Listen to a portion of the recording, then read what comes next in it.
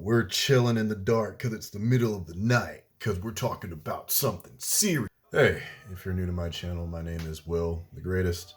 And I figured that since everyone else is giving their opinion, why don't I throw my 2 cents into the ring? I'm also talking about Will Smith and Chris Rock because, you know, when two of your childhood icons kind of have a bit of a public altercation, an entanglement, one could say. But that's not the right way that you use that word. You know, you should probably talk about it because everyone else is talking about it. And I've been thinking about this for the past 2 days because the memes won't stop. This is a really complex situation, the way I see it. I think a lot of people are maybe blowing some elements out of proportion. So let me say up top, was what Will did wrong? Yeah, in terms of the hit. Were there a lot of other ways that he could have resolved that matter? Yeah, there were. And honestly, before Will apologized, which we should also acknowledge that Will has now, literally the day after it happened, he publicly apologized to Chris as well. And Chris hasn't, spoken about his side of the matter, as far as, at least at the time of me recording this. I think had Will not slapped him, and he just kind of shouted what he originally was going to say, or he snatched the mic and said it there or something like that, he probably optically would be a little bit more in favor with a lot of people. But at the same time, a lot of people saying that Chris needs to press charges. Maybe I'm in the minority here, but feeling like that just seems a twinge extreme, even though, yes, by definition, what he did is a form of assault in a public forum. We all saw it. It's wrong. You don't do that. Don't do that. It's not good. Yes, it was petty. So I kind of want to take a look at this from a couple different angles, because that's how I've kind of been thinking about it, and it's tricky as a result of that. Let's first talk about Will's perspective. So I'm thinking about this with the headspace that Will has kind of been in, maybe in the past years. I think Will has been struggling with maintaining this positive image of his family, but also them being authentic, which is impossible because people are gonna fuck up. Case in point, all that stuff that was going on with August Alsina in the past, which granted, people keep making the joke, but in context, they were separated. So it's a weird thing to keep bringing up when they were separated. They weren't together at that time when August was doing what he was doing and whatever that was. And we also haven't heard anything since from him. So who cares? It's old news. Let it go. But that aside, Will getting teased for his vulnerability that he chose to expose himself to because he wants to keep this premise of this real family, this image. I do think, as much as I respect Will, as much as I admire him in a lot of ways in terms of a lot of his strides to improve himself and a lot of his personal philosophies and explorations and things that I've seen him grow and change since I was a kid, I do think he has a little bit of ego to himself. This has been consistent with him since The Fresh Prince. I do think that the two things that probably matter the most to Will are, one, his personal views of himself, and by extension, his family. I think even through all that trial and tribulation that him and Jada have been through, he still truly does love her. And in that moment, yeah, he laughed, but, we don't know the context of the laugh.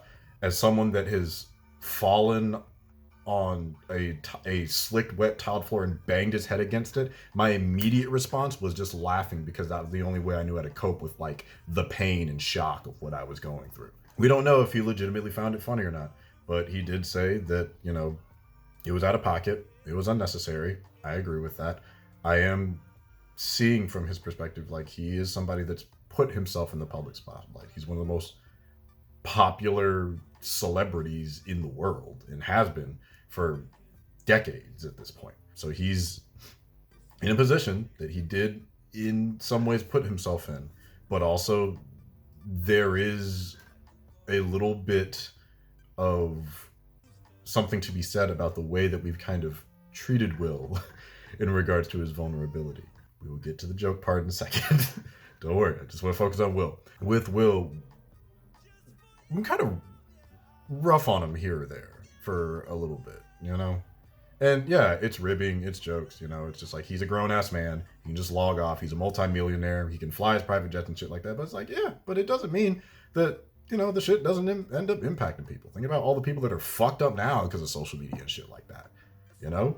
Why don't you think this would extend to somebody that's trying to make a market for themselves through that medium, and they have to constantly see and filter criticism, or have their PR people see and filter criticism, or be like, Will, you need to behave like this because this is going to help your views. So it's like constantly kind of under this microscope, now pulling his familial life into it, and now that's under the microscope, and Jada has her own show for that whole view and what she does, so that is also in its own realm of criticism and being held under the microscope. So I think Chris making the joke was the straw that broke the camel's back for the state of mind that Will is in, and that he is having to learn to overcome and be a stronger man as a result. That doesn't justify it, but I do emotionally understand where Will is kind of coming from. And that's why I've basically come to the conclusion that the slap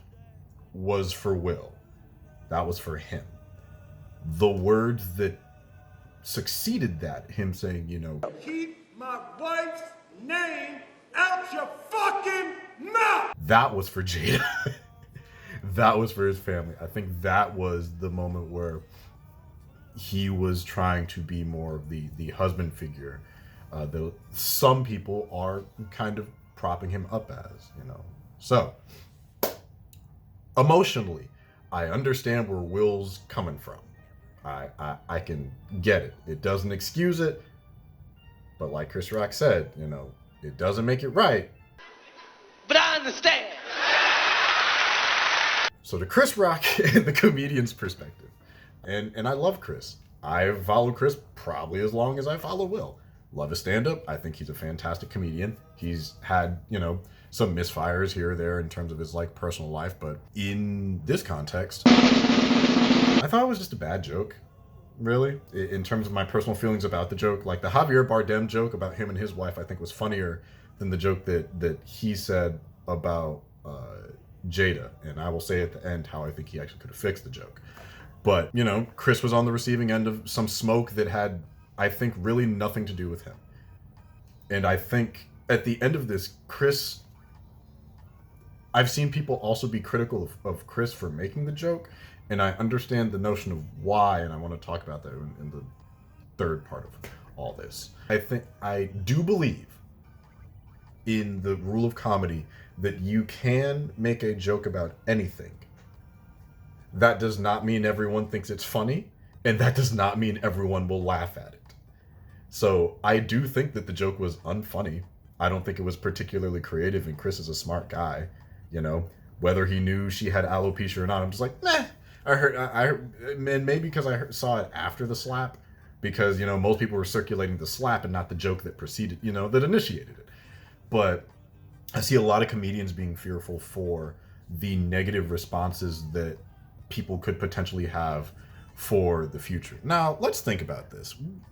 In the Oscars, this is a room full of the most elite of the elite.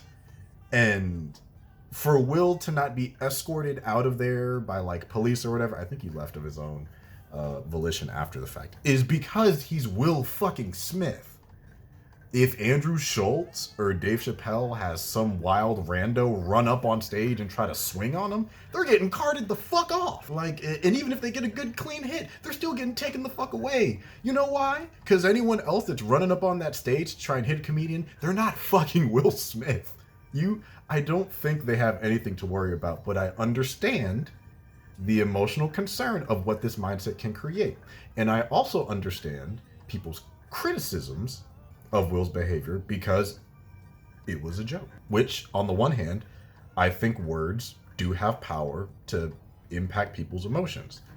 Conversely, it is the context that matters. And the context was, it was a comedian hosting at the Oscars that made a dumb joke that landed with some people and not with others. It's really what it comes down to. So no, doesn't excuse the punch, doesn't justify the punch. I don't think comedians need to be as worried about this situation. This seems like a myriad of a bunch of different circumstances all coming together. And I think when I immediately saw it, I'm like, well, I didn't think anyone really took a L here, because Will, I initially thought, only to have been proven wrong in the past couple days, he would have the optics on his side of defending his wife, and then he got an award like 10 minutes later. You know, I'm like, that's fucking nuts. Like, you hit somebody and then you still get to like win Best Actor? That's crazy to me. But Chris, I think, doesn't take an L until I read further people's opinions and their thoughts. Because one, he ate that hit like a pro. Is Willie from Philly, and Chris is a nigga from New York. They're both in their 50s. They're like old black guys. I feel like this is not the first time Chris has taken a punch, and his feet didn't move. He ate that like a champ, and then he just proceeded to power through it. Like, yeah, he got paid. He had a job to do. But I think he also showed a little bit of restraint, probably from shock and not wanting Will to come up again. But I do kind of have a little bit of respect for him for showing restraint, because most comedians would just go into the next joke. If that was Andrew Schultz or like Tim Dillon, or like a host of other people, like a Kathy Griffin or something like that, like, yeah, they probably would have been like, well, didn't hit me hard enough, I guess I'll feel it next August. Like, shit like that. You know, like, people would have just, comedians would have just fired another round off. They don't give a fuck. You know, Chris is a pro. He's seasoned. He ain't new to this shit. So it's just like, yeah, the punch probably took him off guard, but he's just like, I think he was right.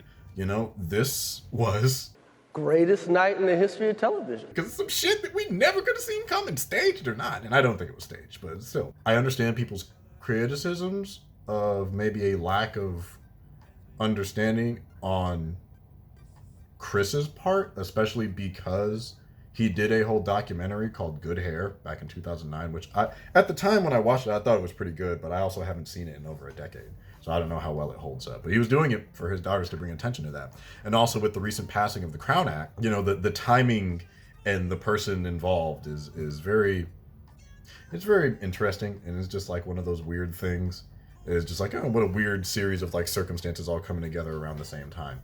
But do I think he knew? Maybe. But again, I do think, even though I think the joke was dumb, I do think its intent was harmless. But, you know, just because you don't mean to do harm doesn't mean it doesn't happen. So no, I think it was a dumb joke, but I don't think Chris deserved to get, you know, hit in the face for it. But it happened. And so the last perspective I kind of want to take a look at, which is an interesting one that we haven't really heard a lot from, is, I guess, Jada's perspective and kind of a lot of dialogue I've seen from also talking with a lot of friends of mine who are black women. And there's an interesting conversation happening now about black women's relationship to beauty standards and also black women's relationship with protection. Although I don't participate a lot in these spaces, and I'm also not a black woman, so I can't speak for them. I'm just speaking off what I'm seeing and hearing in conversations I'm having with my friends that are black women. There's a little bit of contention between men and women right now within the black community, and it's not fun. The saying the statement "protect black women" has been something that's been going on for probably longer than I've been alive, unfortunately. And there's a bit of a hot button topic about the ways in which black men are not showing up the way that black women need them to. And I'm kind of two minds about this, because on the one hand, I do see a lot of evidence of that. And I think in a certain light, Will physically defending her honor kind of represents something that isn't often seen. But also, conversely, it's physical violence, I don't think, is what the intention of that phrase is used for. You know, I don't think it's intentionally inherently saying, hey, we have to protect black women through physical violence.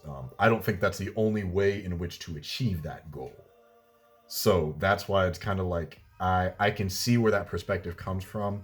I also see and I'm more leaning towards the side like, yeah, that's probably not the way we want this to be. That I don't think Will punching a comedian at an award show to protect his wife's honor should be like the forefront paragon standard.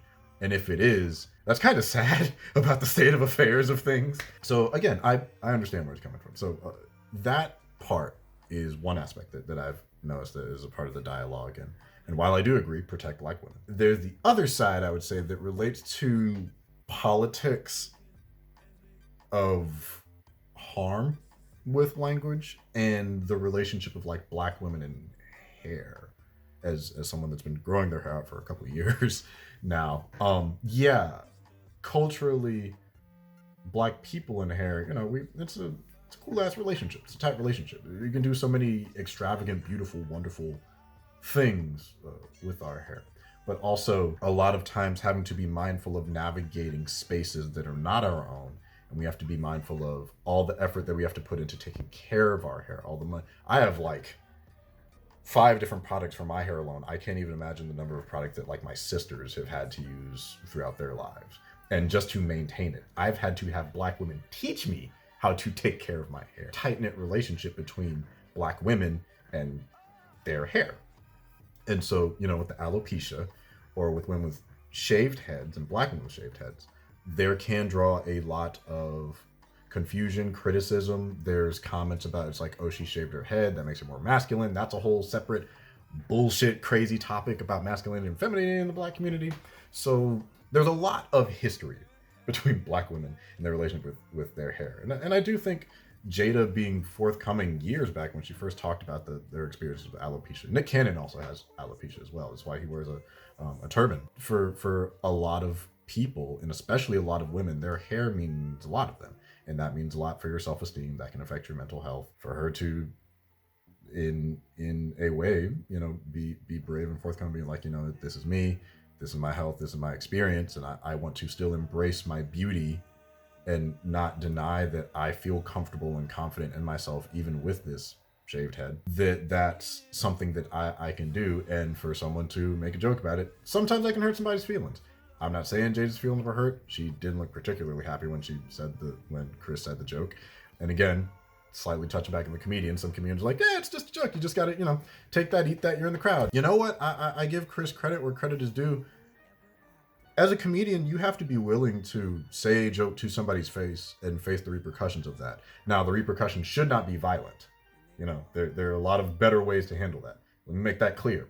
There should not be unless there's some sort of like active initiative harm to that. It was like, hey, fuck that guy up for being bald. No. It's like, okay, I can see how that starts. But it's like, hey, making a joke about somebody, that's crowd work. It's basic crowd work. But touching on the last point with Jada and everything, I can see how from that lens, from that perspective, and that a lot of women share, that is something that is more personal to them. And they probably wouldn't want it to be as joked about. So Chris may not have made the best decision, especially being somebody that produced an entire documentary talking about the history and significance of black hair and black women's relationship to their hair. So the person it also came from, kind of that holds a little bit of power to it. And it seemed like the Rocks and the Smiths have a solid relationship. So in a way that could also maybe seem a little bit like a betrayal. With all that being said, and all those different perspectives, those are all the things that I've just kind of been observing. Ultimately, Will did apologize, which I think that's good of him. That's mature of him. And I'm hoping that the Oscars does end up inviting him back. Do I think there was a need to press charges? I don't, honestly. Maybe this is my personal sentiments. Maybe this is something related to like the black cultural experience related to violence and trauma or something like that. But it's just like, it was a hit that barely moved his feet. Is it assault? Yes. Was it wrong? Absolutely. Did he need to apologize? Yes. All that is true. Do I think it warrants a follow-up with Will Smith being put on trial and going to jail for one hit? That seems a little excessive, And I'm not going to touch too much on the race stuff. I'm just going to end this video with the last thing. So how could Chris have fixed the joke? Hey, so editing Will here. So in the day and a half that I've been editing this, a lot more conversations have happened. I've actually grown a little bit more privy to some information I wasn't prior to, especially regarding Chris. So has my stances on this in a general sense changed? Slightly. I think there's some greater conversations to be had about Jada supporting Will, but I really do want to recognize that Chris does have a history of being bullied for somewhat being neurodivergent in his past life that I wasn't able to fully address here because it was information that I wasn't explicitly fully privy to. So I also just want to kind of bring that up. There's a couple other details that I just don't know, and by the time this comes out, there's probably going to be more that I don't know. So just keep that in mind. Change the movie. In the joke, he's saying, Jada, I love you. G.I. Jane 2, can't wait to see it. All right? here's how you fix the joke. And it's topical because it also comes out this year. Make it Black Panther 2. That's all you had to do. Just use a different movie. And it makes the joke, I think, land better. And also it's relevant. One, because it's coming out, and two, the Dora Milaje are specifically a army of really cool, really badass, bald, black, proud women that also are known for their strong relationship standing by a strong, respectable black man. Now, if Will got pissed about that, that would actually make things way more in Chris's favor than a fucking G.I. Jane joke that some people I've seen didn't even get, because people forget that G.I. Jane was a thing. And the thing is, G.I. Jane is a movie about strength. Now, granted, yeah, there is a part there where it's like, this is a white woman in the military who's, choosing to shave her head versus a woman with an autoimmune disease that makes her lose her hair. So, there's a difference there. But yeah, that's how you fix the joke. Just make it Black Panther 2. Because who wouldn't want to be from Wakanda? It's the coolest fucking shit ever. So yeah, I don't know. I talked about a lot of different things, but what are your thoughts, people out there? Let me know your thoughts down in the comments below, and don't forget to hit the bell and subscribe to the channel. I have some ideas in the work. The creative wheels are spinning. It's just been a while since I've been able to feel inspired to make something. So thank you, Will Smith, and thank you, Chris Rock. Those paragons of my childhood that are now having a minor tiff, as it were. But I still respect both of them. I'm still going to follow them. I'll probably check out Will's book because this makes me immensely more interested into the background of this man. No, I'm looking forward to see what comes next. I'm absolutely looking forward to see how Chris spins this in his next Phantom special. With all that being said, I will see y'all in the next video, whenever that comes out. So make sure you be great to one another. Be kind to yourselves. The world is tough out there. I've seen it firsthand. Keep the memes flowing, I guess. But don't hit people. Let's all. I think we can all agree on that. Don't hit people when you're mad. It's probably better off using our words. Black